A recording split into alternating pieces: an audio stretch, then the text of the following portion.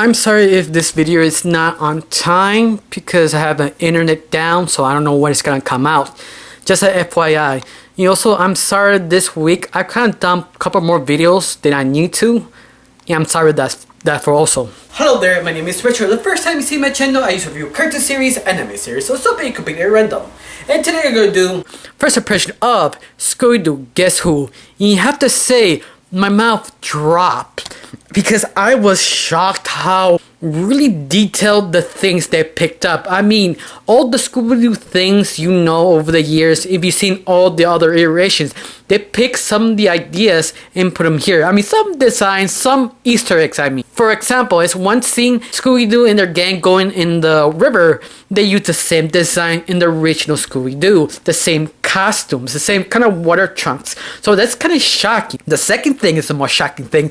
They use the same sound effects. I mean, straight out of the original. That's shocking. The top of that, does music, same music that just wow. I mean, I feel this nostalgia kicked me in my face and left my jaw broken because I was baffled, especially when they used the same animation of Guess Who of the original.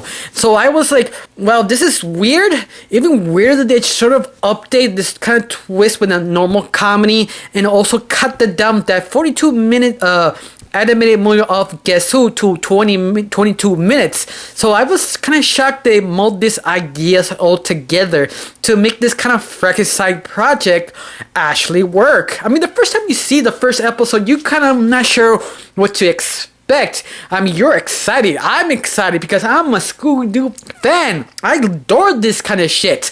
Of course, I was disappointed of the last one, Scooby-Doo Be Cool. That was terrible. I mean, it was painful to see because as a Scooby-Doo fan, I would expect at least sort of quality, but they didn't. The art style was a disappointment. The comedy was the story was I feel it was unoriginal and it feels nothing that kind of special Scooby-Doo you wanted.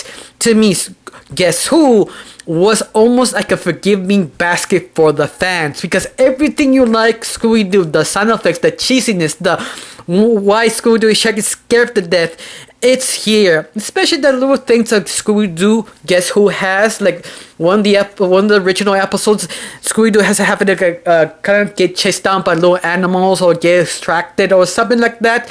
There's also put on this. I mean, story-wise, anything about the story, it's the same thing with the rest of Scooby-Doo. They call for a solo case, they solve the mystery. Everything's the same thing. But they add the weird things, have like a self-aware comedy that, yeah, we've been through this, we know who ripped the costume off. They said, just let's wrap it up, come on, hurry up. And that's kind of weird to see that because they're self-aware, throwing the comedy here and there. Not all the place, just some little small little places just to cuff you on guard. And that itself, I feel so appreciated and I just enjoy it.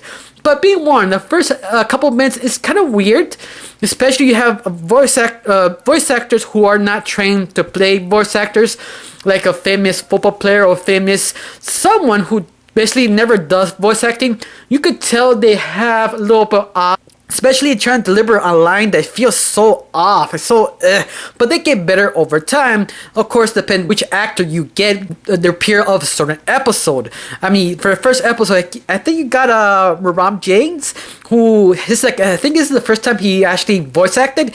It really shows it's his first time. I mean, it was sometimes very terrible throwing his lines. It's something like, yeah, can we move on? But later on, he gets better. But all of that, that's the only complaint I have. But all of that, that's the only minor complaint I have. Well, actually, I have one more complaint that it's not a 42-minute episode. It's a 22-minute episode.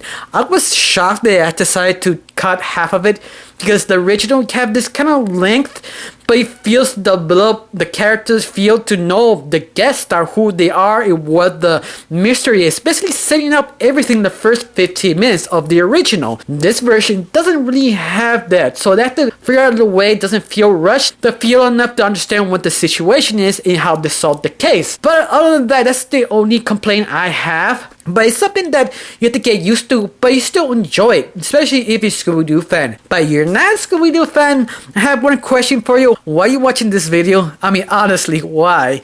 Anyway, I have to recommend it if you're a fan of Scooby-Doo. If you're not, or at least disappointed of the last one, this one I highly recommend because it's worth watching, worth your time.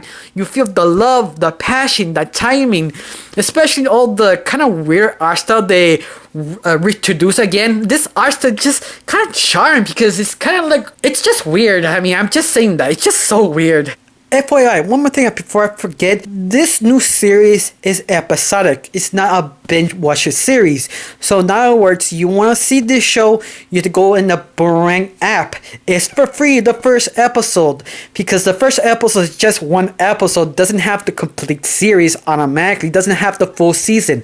You basically have to wait weekly to watch each episode. So yeah, if you want to watch it, go watch it. Download the app, it's free.